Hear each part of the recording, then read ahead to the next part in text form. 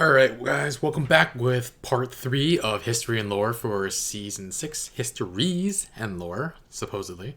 Let's get into it. The North is the oldest Sansa. and largest of the Seven Kingdoms, but House Stark has not always held it. When Bran the Builder raised Winterfell and founded our line, we were vassals to the Barrow Kings, who claimed descent from the first king and thus dominion over all the first men. But after the long night, it was our house who built the wall and set the Night's Watch to guard the realms of men, whilst our king sat in his barrow. My ancestors eventually revolted, waging what singers call the 1,000 Years' War, to free our lands. Wow. Other families joined us, recognizing that the North is a cold and hard land and needed a king who served its people before himself. Finally, the last Barrow King bent the knee, and House Stark became the Kings of Winter. But there is no House Barrow Yet anymore. We were kings in name only, for by then the North had fractured into petty kingdoms, and my ancestors would struggle to unite it again for thousands of years. Wow. Roderick Stark wrestled an Ironborn Lord for Bear Island and granted it to House Mormont when he won. A younger son of our family, Carlon Stark, won his own keep after he put down a rebellion and founded House Karstark, one of the most powerful in the North. When the Manderleys were exiled from the Reach, my ancestors shielded them and gave them a home at the mouth of the White Knife, in return for holding the river against pirates and invaders. Now they're one of the wealthiest houses in the North. I'm not so naive to pretend that the entire North welcomed Stark rule. The last Warg King was slain at Sea Dragon Point along with all his sons and beasts. Warg King. The last Marsh King died at the hands of King Rickard Stark, and House Reed has held the swamps of the Neck ever since. Houses Greenwood, Towers, Amber, Frost. None survive today as more than names in dusty old books. But my ancestors never wanted to destroy their foes' root and stem. The Umbers of Last Hearth and the Glovers of Deepwood Motte bent the knee and became loyal vassals of House Stark. The Red Kings of House Bolton wore cloaks made from the skins of Stark princes they'd flayed, and one of the Boltons was even known as the Red Arm because he liked to plunge an arm into the bellies of captive Starks and pull out their entrails with his bare hand. Should have taken them out root from stem. Wiped clean of them. Yeah. Yet my ancestors spared them after their defeat because they believed the North couldn't afford to fight itself any longer. Time soon proved them right. When the Andals swept into Westeros, they obliterated all the kingdoms of the First Men except the North. Each of the southern kingdoms fought the invaders on its own, but the North fought as one. When the Andals tried to sail up the White Knife, the Manderleys fell on their ships. When the Andals tried to march an army through the Neck, the Reeds fell on their soldiers. King Theon Stark even sailed his own army to the Andal homeland for vengeance and slew hundreds of Andal warriors. When he returned, he planted their heads on spikes along our coasts, a warning to other would-be conquerors. The warning was heeded for thousands of years, until Aegon the Conqueror. The South had already fallen to Aegon and his dragons, only the North remained. My ancestor, King Torrhen Stark, marched the North down to the Trident and beheld Aegon's army, larger than Torrhen's own by half, and with 3 dragons circling overhead. Many Northern bannermen wanted to attack anyway, claiming Northern valor would carry the day. Others wanted to fall back to Moat Cailin and make a stand there. But Torrhen had heard how the armies of the Rock and the Reach had burned on the field of fire, and had seen the fires still glowing beneath the rubble of Harrenhal. He knelt and laid his ancient crown at Aegon's feet, and rose a king no more but Lord of Winterfell and Warden of the North. Some Northerners still sneer at my ancestor as the king who knelt, forgetting that because of Torrhen, they're alive today to sneer. Their ancestors didn't leave their burned bones at the Trident, and their twisted swords didn't fill Aegon's new throne. Now many say that House Stark is dead and gone, and House Bolton holds the North. But the North remembers who united it. The North remembers who defended it, and the North remembers who stole it. Long ago, my ancestors spared the Boltons, trusting their oaths of fealty. I shall correct that mistake. Even the North can forget when there's nothing left to remember. Wow. And she did it. She wiped them out. With the help of Littlefinger, with the help of Jon and the Wildlings. Yeah, that's really great. Learning more about the backstory of the Northern houses a little bit. It definitely seems like the North has a much better geographical advantage to any other house. Like, there's marshes, there's the snow, there's everything. Whereas you go anywhere else and it's just the battle. It's just typical battle siege. No real environment to speak of. Unless you're talking about, like, the Vale, but nobody can attack the Vale because it's filled by mountains. It feels like the North has... It feels like maybe the further south you get... You know what? I'm not going to say anything like that. Yeah, it just seems... It's interesting to see all these different geographical advantages be put into play. And now we have Riverrun. Brynden Tully, the Blackfish, recounts the origin and defenses of his ancestral home, Riverrun. Learning about cool things here. Should have unpaused and read it. In the long and glorious history of men butchering each other, R.I.P. we riverfolk make the best meat. How else can you explain why anyone would stay in a land of constant carnage for thousands of years? If it wasn't the first men killing the children of the forest here, it was the Andals killing the first men and then each other. Even when the Riverlands finally united behind the kings of House Justman, the unusual silence of peace attracted the Storm Lords, Westermen, and those bloody Arnborn to try and take our grain, gold, and women. The problem is, and has always been, that the Riverlands have no natural defenses. Unlike the North, we don't have the neck to keep invaders waist-deep in muck. Unlike the Vale, we don't have mountains with narrow passes easily defended by stable boys with slings. Unlike Dawn, we don't have a blazing sun and, well, the Dornish. My ancestors may have had a funny taste in sigils, but they knew one thing. If you plan on staying in the Riverlands, you'd better have a strong castle. My ancestor, Axel Tully, bright man that he was, realized that most soldiers can't swim, and raised his castle of Riverrun where the Red Fork and the Tumblestone rivers meet. He built right up to the water on each side, daring attackers to force a crossing. If they wore armor, they'd drown. If they didn't, our archers would feather them from the battlements as they paddled. An army could still assault Riverrun from the west, however, so my ancestors dug a wide moat along our western wall, connecting the rivers on either side of the castle. When any would-be conquerors showed up, we opened a series of gates and flooded the moat, transforming Riverrun into an island fortress with enough stores to last years. Wow.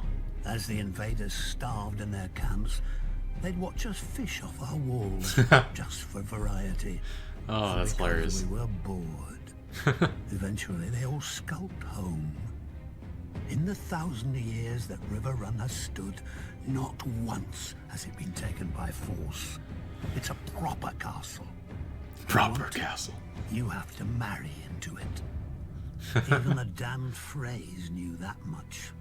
Up-jumped toll collectors living on a bridge instead of beneath it like the rest of their kind. But finally, a Lord of the Crossing passed off one of his Brute's liege lord, House Tully. My nephew Edmure. People say Lord Walder arranged the Red Wedding to punish Robb Stark. I say he did it just as much to steal Riverrun. They've always envied our castle. Maybe they think two rivers can wash off the filth that coats them. They'll never know. The Lannisters could grant Riverrun to the Freys for 1,000 years, but that doesn't mean they can have it. Do you think it was hard to gave it away. Tully's soldiers to turn against the Freys? Do you think we won't enjoy watching them simper as winter bears down on their pitiful camp? I even carved a new fishing rod for the occasion. When the starving Freys look up at our walls, we'll wave our trouts at them.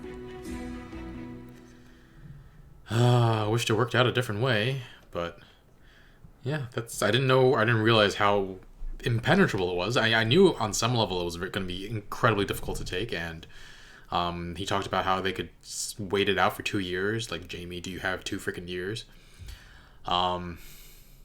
That castle would never have been taken, but Edmure just gave it up because of his son. And he's back in jail, apparently. But it was... He's back in a Frey jail, and Arya just killed Walder Frey. Does she somehow free Edmure as well? Does he come back into the story at some point? I don't know. How's Dayne? Ooh. Young Eddard Stark elaborates on the history of House Dayne, home to one of the most famous swordsmen and swords in the world. I actually brought this up before. What if Arthur Dayne used 2 Valyrian steel swords? I think it somehow got twisted. Maybe I spoke too fast or something.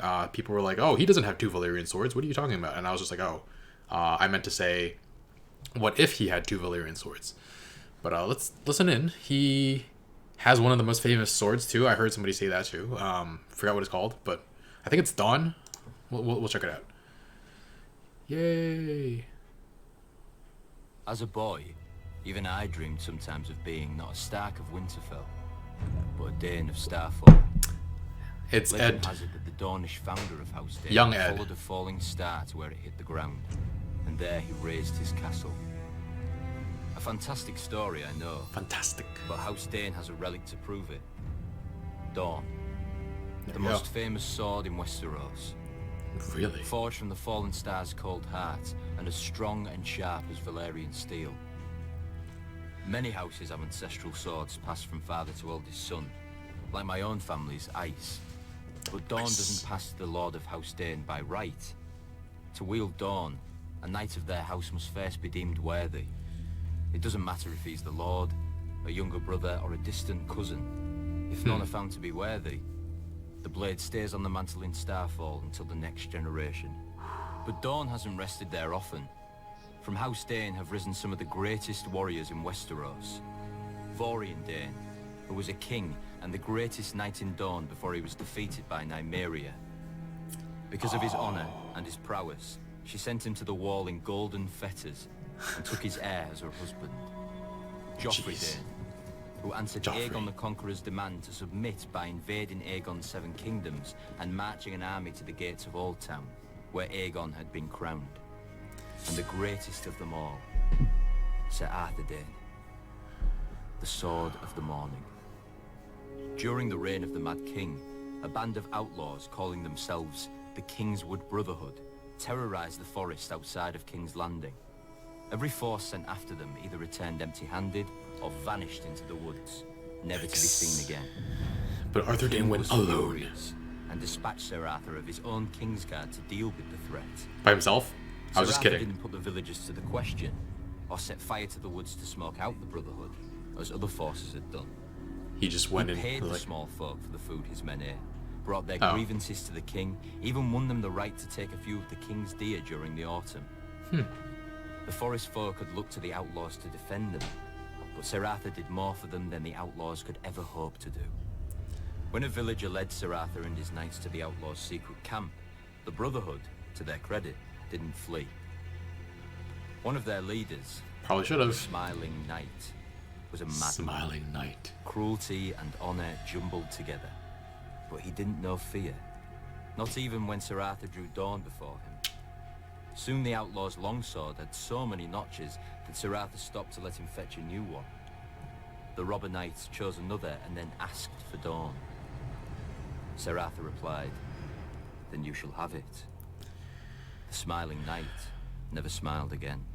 The mad fool. Dawn is just a sword.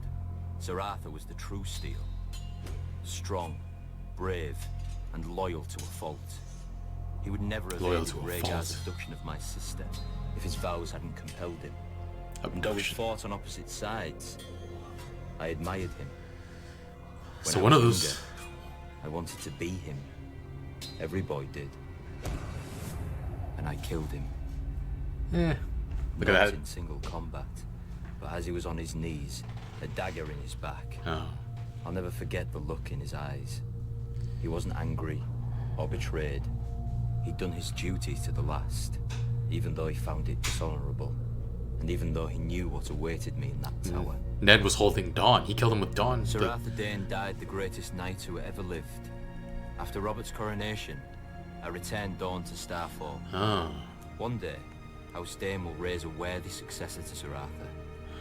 Until then, Dawn gathers dust above the fire, with the dream of every boy in Westeros. Jeez. Okay, so I was wondering what happened to the sword, but it was returned to Starfall.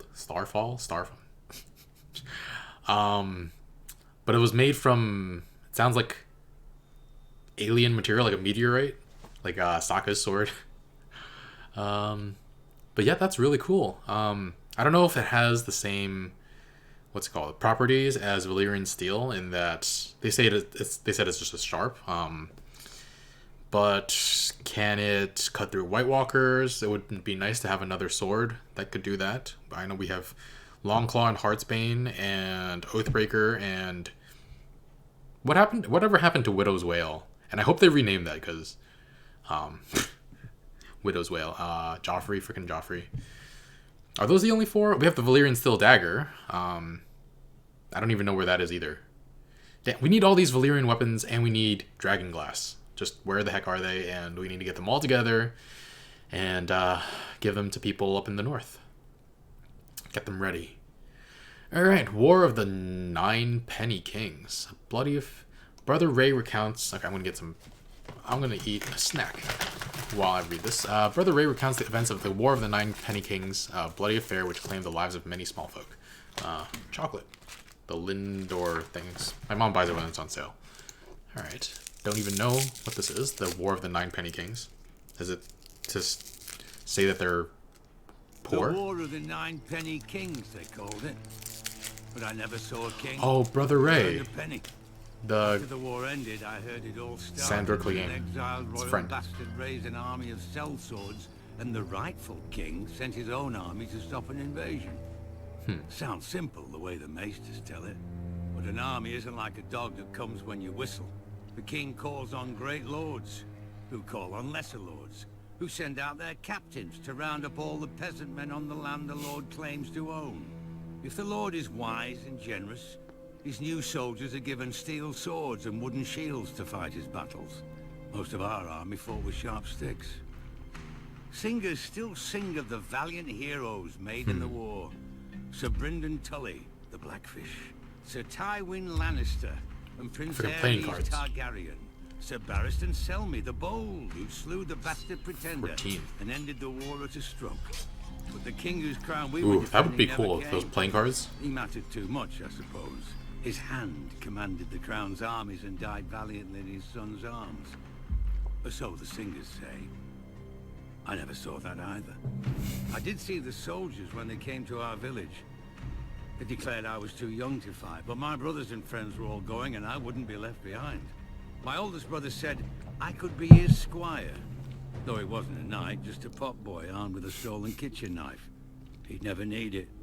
I saw him collapse on the march from fever, along with many from our village. Dang. I saw our shoes fall apart on the road, our clothes rot off our bodies, and half of us shitting our beds from the sickness and fear.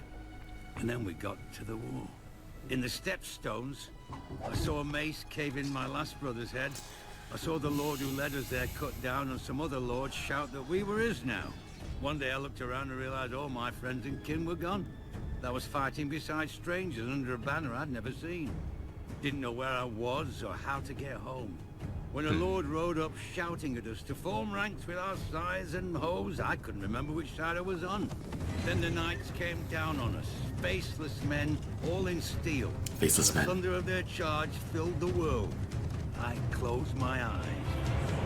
Years later, after the war had faded into songs, I opened them again and saw what I had done and what I had become in the war and since.